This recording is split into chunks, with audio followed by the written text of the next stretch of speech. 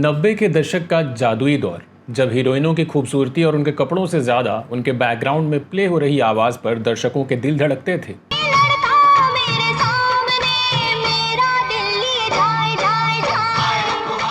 जब cassette player में फंसी ऑडियो कैसेट की रील को लोग पेन या पेंसिल से घुमाकर ठीक करते थे, सिर्फ इसलिए ताकि अपनी पसंदीदा गायिका का रोमांटिक ट्रैक दोबारा सुन सकें।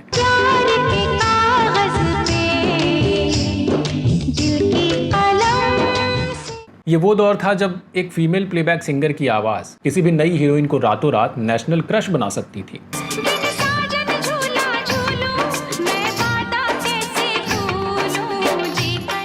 लेकिन क्या आप जानते हैं कि रिकॉर्डिंग स्टूडियोज के महंगे साउंड प्रूफ शीशों के पीछे 90s के बॉलीवुड में एक खौफनाक और डार्क खेल भी चल रहा था।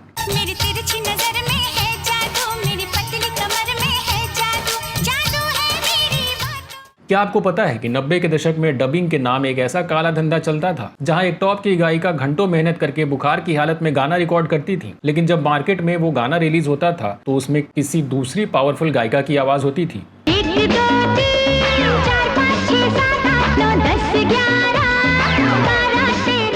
क्या आप यकीन करेंगे कि बॉलीवुड की सबसे बड़ी म्यूजिक कंपनी के मालिक के सपोर्ट से एक गायिका ने खुद को अगली लता मंगेशकर घोषित कर दिया था और बाकी सभी फीमेल सिंगर्स का करियर तबाह करने की कसम भी खा ली थी।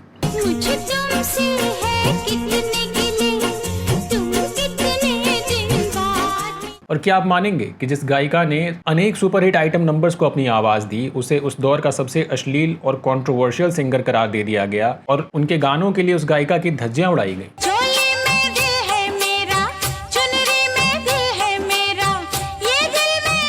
और आखिर क्यों आज वो गायिका जिसने अपने सुरीली आवाज से 90s के रोमांस को अमर कर दिया था, एक खौफनाक बीमारी का शिकार हो चुकी हैं, एक ऐसी बीमारी जिसने उनके सुनने की ताकत ही छीन ली है।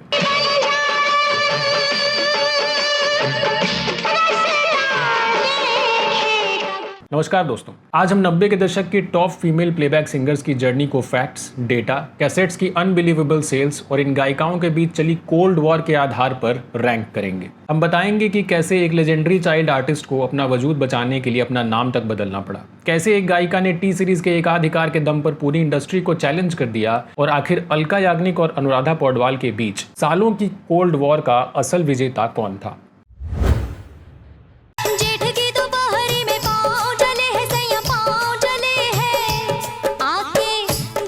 हमारी इस लिस्ट में 5वें नंबर पर है एक ऐसी गायिका जिनकी आवाज़ में 90s की वो चुलबुली मास अपील और एनर्जेटिक वाइब थी जो उस दौर के किसी भी क्लासिकल सिंगर के पास नहीं थी। हम बात कर रहे हैं सुषमा श्रेष्ठ की, जिन्हें 90s का बॉलीवुड पूर्णिमा के नाम से जानता है।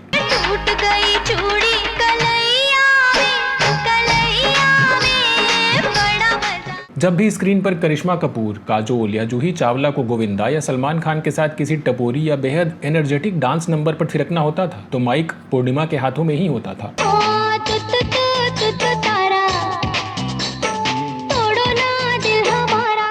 जरा इनके गानों की एनर्जी को महसूस कीजिए। तू तू तू तू तू तारा में इनकी आवाज की वो खनक जिसने जूही चावला को एक अलग ही स्वैग दिया। चने के खेत में माधुरी दीक्षित के उस आइकॉनिक नखरों की पूर्णिमा की आवाज ने ही वो धार दी थी।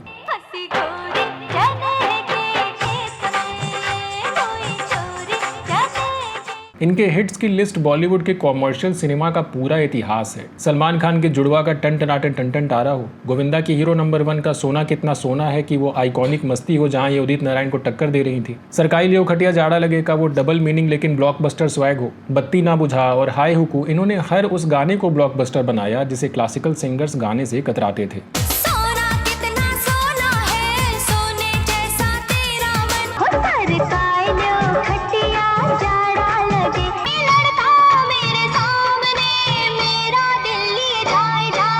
लेकिन अगर इनके पास इतने ही जबरदस्त हिट्स थे जो गली मोहल्ले से लेकर मल्टीप्लेक्स तक बज रहे थे, तो आखिर इन्हें कभी वो महान और लेजेंडरी वाला दर्जा क्यों नहीं मिला। दरअसल पूर्णिमा हमेशा से पूर्णिमा नहीं थी। 70 के दशक में इन्होंने बतौर चाइल्ड आर्टिस्ट अपना करियर सुषमा श्रेष्ठ के नाम से शुरू किया था। मोहम्मद रफ़ी के साथ क्या हुआ तेरा वादा और तेरा मुझसे है पहले का नाता कोई जैसे एवरग्रीन गानों में जिस बच्ची की आवाज़ आप सुनते रहे वो सुषमा जी ही थी। उस वक्त पंचम दा यानी आर डी बर्मन की ये सबसे चहेती चाइल्ड सिंगर थी। तेरा मुझसे है पहले का नाता यूं ही नहीं।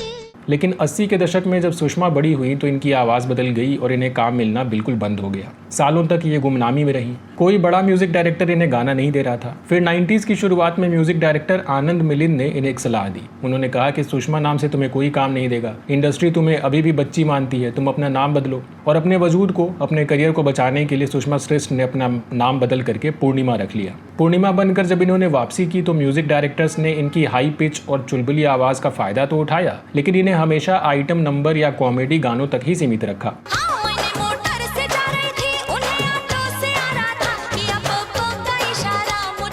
जब भी हीरोइन को स्क्रीन पर बारिश में भीगना होता था या नखरे दिखाने होते थे तो इन्हें बुलाया जाता था। लेकिन जब उसी हीरोइन को स्विट्जरलैंड की वादियों में यश चोपड़ा की फिल्म में हीरो के साथ रोमांस करना होता था तो वो गाना अलका याग्निक या अनुराधा पौडवाल को दे दिया जाता था।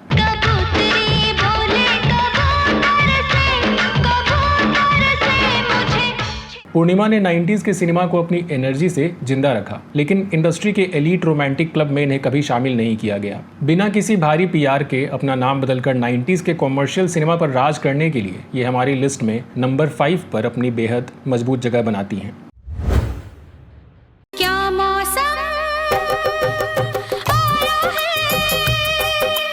अब आते हैं नंबर 4 पर। इस नंबर पर वो गायिका हैं जिनके पास 90s की सबसे मासूम, पवित्र और बेदाग आवाज थी। एक ऐसी आवाज जिसे सुनकर लगता था कि जैसे सुबह की ताजी हवा चल रही हो। हम बात कर रहे हैं साधना सरगम की।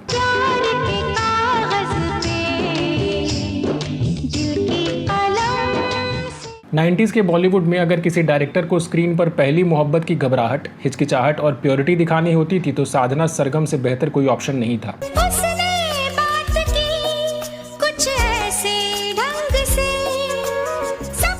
आमिर खान की फिल्म जो जीता वही सिकंदर के पहला नशा में जब इन्होंने उदित नारायण के साथ अपनी आवाज़ मिलाई तो पूरा देश इनकी मासूमियत का दीवाना हो गया। इनकी आवाज़ में कोई दिखावा नहीं था, कोई एक्स्ट्रा हरकत नहीं थी, बस एक सीधा दिल में उतर जाने वाला सुर था।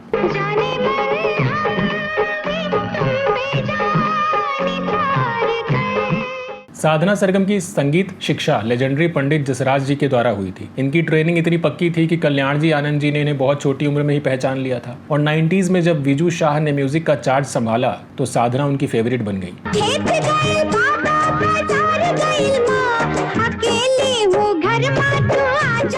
दिव्या भारती की फिल्म विश्वात्मा का वो कल्ट क्लासिक गाना याद करिए, 7 समंदर पार। उस गाने ने रातों रात रिकॉर्ड सेल्स के झंडे गाड़ दिए।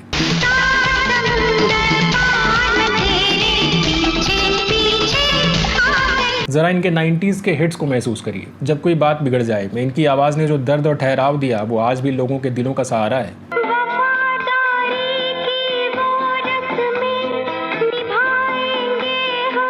आइए आपका इंतजार था, तेरी उम्मीद तेरा इंतजार करते हैं, बिन साजन झूला झूलू और दर्द करारा, इन्होंने 90s में एक से बढ़कर एक मास्टरपीस दिए।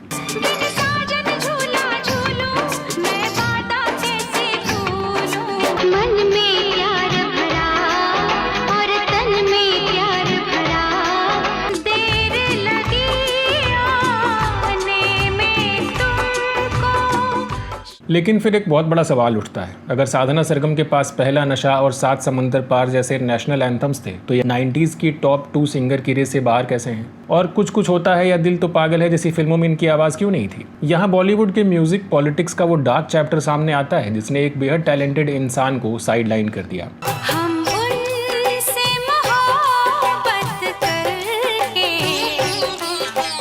दरअसल 90 का दशक अलका याग्निक और अनुराधा पौडवाल की खौफनाक गुटबाजी का दशक था। ये दोनों गायिकाएं टी सीरीज, वीनस और टिप्स जैसी बड़ी कंपनियों के साथ एक्सक्लूसिव कॉन्ट्रैक्ट्स कर रही थी। पॉलिटिक्स इतनी हावी थी कि म्यूजिक डायरेक्टर्स को मजबूर किया जाता था कि वो गाने सिर्फ इन्हीं 2 कैंप्स में बांटें। साधना सरगम स्वभाव से बेहद शांत और रिजर्व्ड थी। इन्होंने कभी भी गंदी राजनीति में हिस्सा नहीं लिया, कभी किसी डायरेक्टर को फोन करके काम नहीं मांगा और ना ही किसी दूसरी सिंगर का गाना छीनने की कोशिश की। नतीजा ये हुआ कि कई ब्लॉकबस्टर देने के बावजूद वीनस और टी सीरीज की उस कैसेट वॉर में साधना सरगम के हाथ से सैकड़ों बड़े प्रोजेक्ट्स फिसल गए। कितनी हसरत है हमें तुमसे दिल लगाने। ये नेशनल अवार्ड विनर रही। इनकी क्वालिटी अलका या अनुराधा से कम भी नहीं थी, लेकिन 90s के मास वॉल्यूम और पीआर गेम में पीछे छूट जाने के कारण ये इस लिस्ट में नंबर 4 पर आती हैं।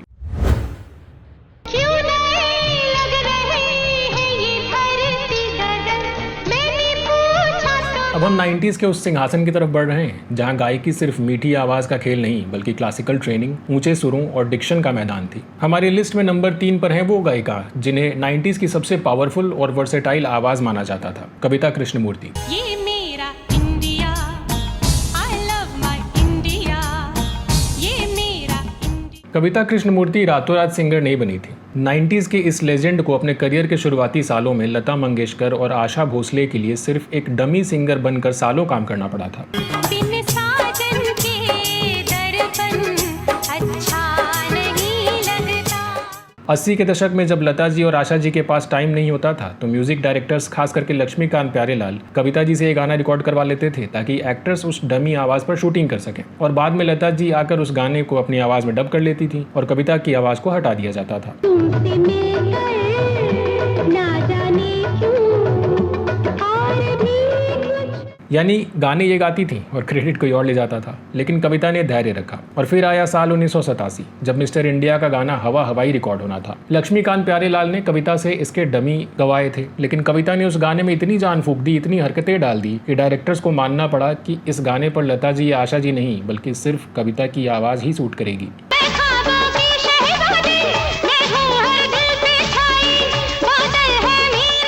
और यहीं से कविता कृष्णमूर्ति का जो सफर शुरू हुआ उसने 90s में एक नया इतिहास रच दिया। जब 90s में डायरेक्टर्स को ऐसे गानों की जरूरत होती थी जहां सिंगर को अपनी वोकल कोर्ड्स की पूरी ताकत चाहिए होती थी तो वो काम कविता कृष्णमूर्ति को दिया जाता था।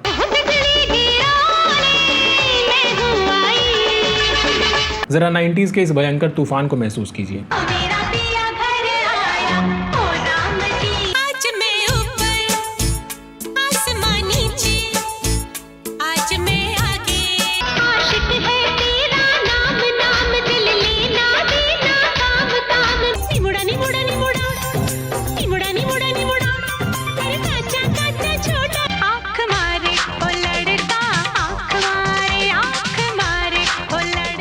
कविता कृष्णमूर्ति ने हिट गानों की झड़ी लगा दी, लेकिन इतने जबरदस्त टैलेंट के बावजूद ये नंबर 1 या नंबर 2 पर क्यों नहीं है? क्योंकि 90s में रोमांटिक स्टीरियोटाइप का बोलबाला था। 90 के दशक में नदीम श्रवण और अनु मलिक का डंका बज रहा था। उन्हें अपनी हीरोइनों जैसे करिश्मा, काजोल और जूही के लिए बेहद पतली, तीखी और सॉफ्ट आवाज चाहिए थी। कविता कृष्णमूर्ति की आवाज में एक क्लासिकल वजन था और मैच्योरिटी थी, इसलिए जब बात आइटम नंबर्स, फोक डांस या हैवी परफॉर्मेंस की आती थी तो कविता को बुलाया जाता था।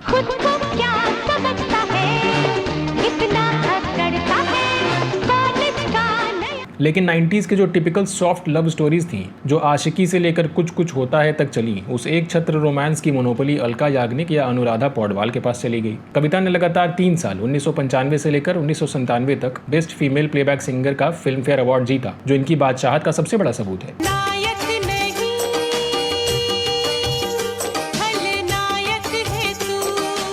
लेकिन 90s के टोटल कैसेट वॉल्यूम में ये टॉप 2 की पॉलिटिकल और कॉमर्शियल रेस से पीछे है, इसलिए अपनी बेजोड़ क्लासिकल पावर के साथ ये हमारी लिस्ट में नंबर 3 पर है।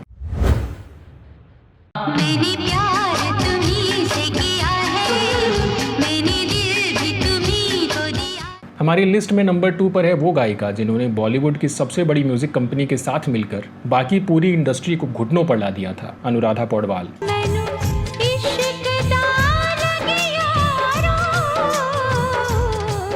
90s के पहले 5 सालों 1990 से 1995 तक अगर किसी एक आवाज़ ने पूरे हिंदुस्तान को सम्मोहित कर रखा था तो वो सिर्फ और सिर्फ अनुराधा पौडवाल की ही आवाज़ थी।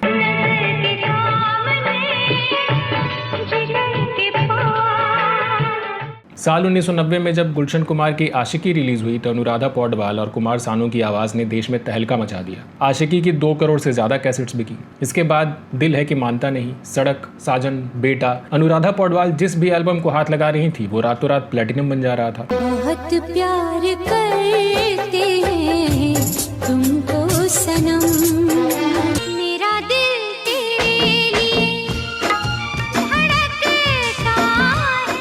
माधुरी दीक्षित पर फिल्माया गया धक धक करने लगा में जो नशा इन्होंने पैदा किया वो आज भी दोहराया नहीं जा सकता।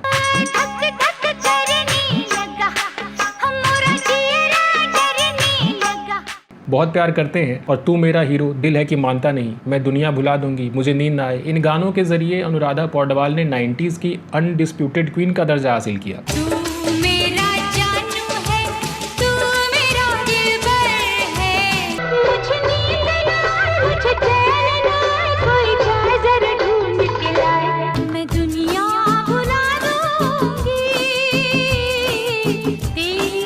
और फिर गुलशन कुमार और टी सीरीज के सपोर्ट से अनुराधा पौडवाल इतनी पावरफुल हो गई कि इन्होंने ऐलान कर दिया कि अब ये सिर्फ और सिर्फ टी सीरीज के लिए ही गाने गाएंगी।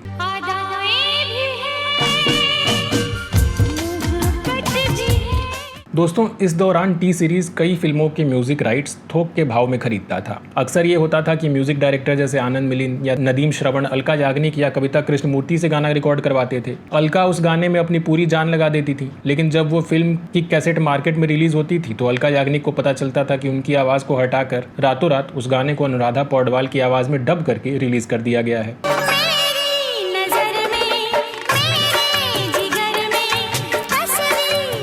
आमिर खान और माधुरी दीक्षित की फिल्म दिल के लगभग सारे गाने अलका याग्निक ने रिकॉर्ड किए थे, लेकिन टी सीरीज की कैसेट्स में वो सारे गाने अनुराधा पौडवाल की आवाज में रिलीज किए गए। फिल्म इतिहास और न जाने और कितनी फिल्मों में भी यही हुआ। अलका याग्निक और अनुराधा के बीच की ये दुश्मनी बॉलीवुड की सबसे भयानक कोल्ड वॉर बन गई।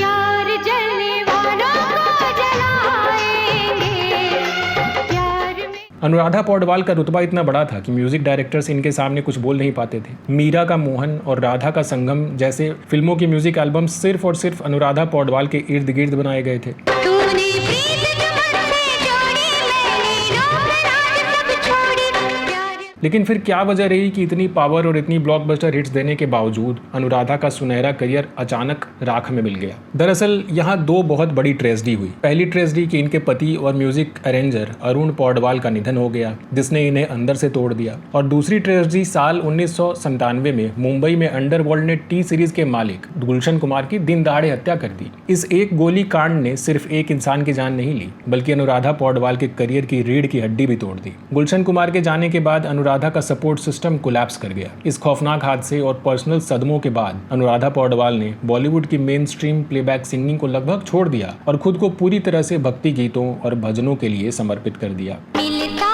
है सच्चा सुख केवल शिव जी तुम्हारे चरणों में।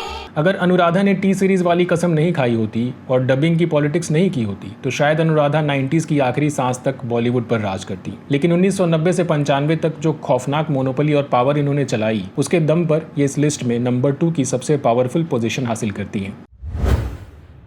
किसी दिन बनूंगी मैं राजा की रानी। और अब 90 के दशक का वो सिंहासन जिसे हथियाने के लिए बॉलीवुड में अनगिनत चालें चली गई, पॉलिटिक्स हुई, गाने डब किए गए, अंडरवर्ल्ड का खौफ रहा, लेकिन इन तमाम तूफानों को चीर कर जो एक आवाज 90 के दशक की परमानेंट धड़कन बन गई, वो है हमारी लिस्ट की नंबर 1 सिंगर अलका याग्निक। मौसम की तरह तुम भी बदल तो न जाओगे।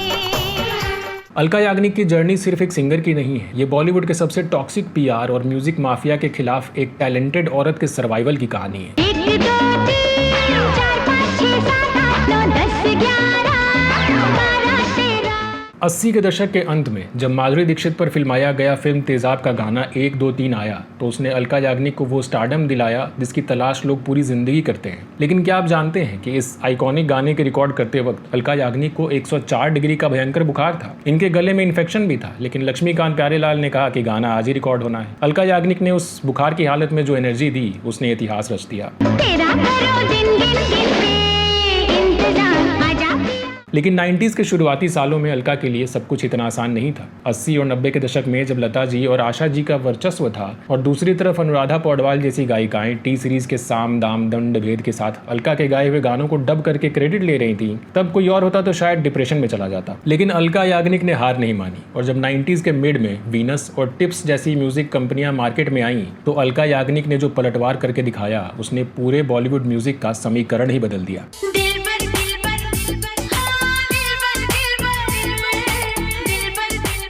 नदीम श्रवण, जतिन ललित और अनु मलिक जैसे डायरेक्टर्स समझ चुके थे कि अगर 90s के रोमांस को जिंदा रखना है तो उन्हें अलका की पतली, तीखी और बेहद रोमांटिक आवाज की ही जरूरत है। हर किसी के दिल में एक लड़के का ख्याल रहता।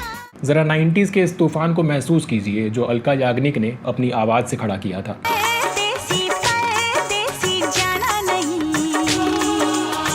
चुरा के दिल तेरा चली मैं चली। तू शायर है मैं तेरी शान। मेरा दिल भी कितना पागल है ये प्यार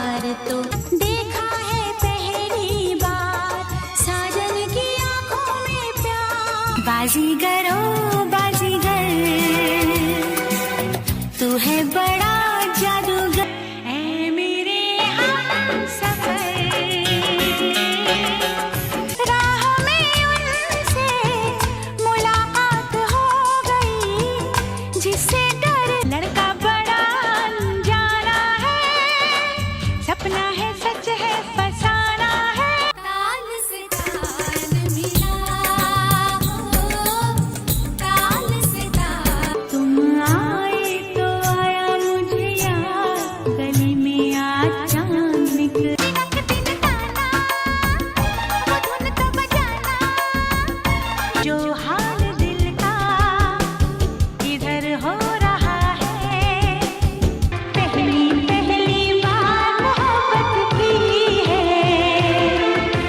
कुछ न छम्मा छम्मा बाजे रे मेरी पैंजड़ियाँ रे, छम्मा छम्मा तेरे प्यार का रस नहीं चखना, ओए मखना हो, किसी डिस्को में जाए, किसी होटल में खाए, एक दिन जिंदगी इतनी होगी हंसी, झूमेगा। लेकिन क्या आप जानते हैं कि अलका याग्निक को 90s में एक भयानक कंट्रोवर्सी का भी सामना करना पड़ा था। सुभाष घई की फिल्म खलनायक का आइकॉनिक गाना चोली के पीछे क्या है। चोली में दिल है मेरा, चुनरी में दिल है मेरा, ये दिल में दूं। इस गाने को अलका याग्निक और ईला अरुण ने मिलकर गाया था, लेकिन जब ये गाना रिलीज हुआ तो पूरे देश में बवाल मच गया। इसे उस दौर के सबसे अश्लील और कंट्रोवर्शियल गाने के रूप में करार दे दिया गया। संसद तक में इस पर बहस हुई। अलका याग्निक, जिनकी इमेज एक रोमांटिक और प्योर सिंगर की थी, इन्हें इस गाने के लिए जमकर आलोचनाओं का शिकार होना पड़ा। लोगों ने कहा कि किसी ए लिस्टर सिंगर को ऐसे डबल मीनिंग गाने नहीं गाने चाहिए, लेकिन इसके बावजूद ये गाना उस साल का सबसे बड़ा चार्ट बस्टर साबित हुआ और अलका ने हर क्रिटिक को चुप करा दिया। आशिक मिला ना ऐसा, मेरी पसंद जैसा। इनकी क्वालिटी और इनके मास वॉल्यूम का अंदाजा इस बात से लगाइए कि अलका याग्निक ने अपने करियर में 7 बार Filmfare best female playback singer का अवार्ड जीता है और 2 नेशनल अवार्ड्स भी जीते हैं। ये रिकॉर्ड आज तक पूरे बॉलीवुड में सिर्फ आशा भोसले जी के पास है। तू मिले, दिल खिले और जीने को क्या। लेकिन दोस्तों, नियति का खेल देखिए। जिस गायिका ने अपनी सुरीली आवाज से दशकों तक हमारे कानों में मिश्री घोली, उस गायिका के साथ आज एक ऐसा दर्दनाक हादसा हुआ जिसने पूरी इंडस्ट्री को रुला कर रख दिया। बॉलीवुड की मशहूर सिंगर अलका याग्निक इन दिनों एक दुर्लभ बीमारी से जूझ रही हैं, जिसमें उन्हें सुनाई देना बंद हो गया है। कुछ समय पहले अलका याग्निक ने खुद सोशल मीडिया पर एक दिल दहला देने वाला पोस्ट शेयर किया था। इन्होंने लिखा, कुछ हफ्ते पहले जब मैं एक फ्लाइट से बाहर निकली तो मुझे अचानक महसूस हुआ कि मुझे कुछ सुनाई नहीं दे रहा है। कई हफ्तों बाद मैंने हिम्मत करके अपने दोस्तों और शुभचिंतकों को यह बताने का फैसला किया है। डॉक्टर्स ने मुझे एक rare sensory nerve hearing loss diagnose किया है, जो एक वायरल अटैक के कारण हुआ है। मैं खुद इसे स्वीकार करने की कोशिश कर रही हूँ। इस पोस्ट के बाद पूरी म्यूजिक इंडस्ट्री सन्न रह गई। डॉक्टर्स की माने तो इस बीमारी में पेशेंट्स को धीरे धीरे सुनाई देना बंद हो जाता है, यानी वो बहरे हो जाते हैं। और दोस्तों, एक लेजेंडरी प्लेबैक सिंगर के लिए अपनी सुनने की ताकत खो देना किसी साइकोलॉजिकल डेथ से कम नहीं है। लेकिन अपनी मेहनत, अपने सर्वाइवल, अनुराधा पौडवाल की डबिंग पॉलिटिक्स को मात देने और अपने बेजोड़ 7 फिल्म फेयर अवार्ड्स के दम पर अलका याग्निक 90s के म्यूजिक पॉलिटिक्स की सबसे बड़ी विजेता हैं और हमारी लिस्ट की अनडिस्प्यूटेड नंबर 1 क्वीन है। घूंघट की आड़ से दिल भरना।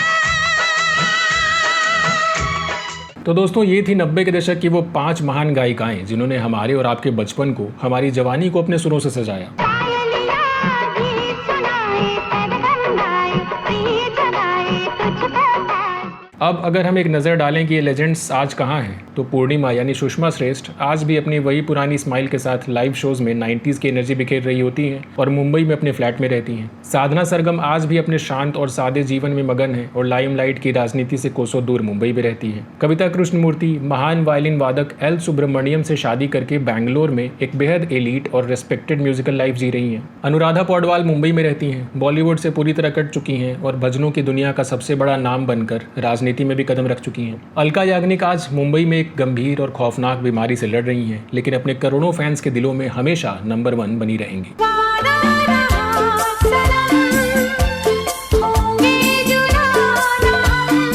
दोस्तों, आपको इन 5 लेजेंडरी गायिकाओं में से सबसे ज्यादा किसकी आवाज पसंद है? क्या आपको लगता है कि अनुराधा पौडवाल ने डबिंग के जरिए बाकी सिंगर्स के साथ अन्याय किया था, या क्या साधना सरगम अपनी खामोशी की वजह से पीछे रह गई? और आपके अकॉर्डिंग इस लिस्ट में और किसका नाम शामिल होना चाहिए था, या फिर आपकी रैंकिंग क्या है? अपने जवाब कमेंट्स में जरूर शेयर करें। और जल्दी ही हम आपके लिए 90s के टॉप 5 म्यूजिक डायरेक्टर्स की धमाकेदार रैंकिंग वीडियो लाने वाले हैं, तो चैनल को सब्सक्राइब करना मत भूलिएगा। मिलते हैं अगले वीडियो में एक और बेबाक दास्तान के साथ। तब तक के लिए नमस्कार।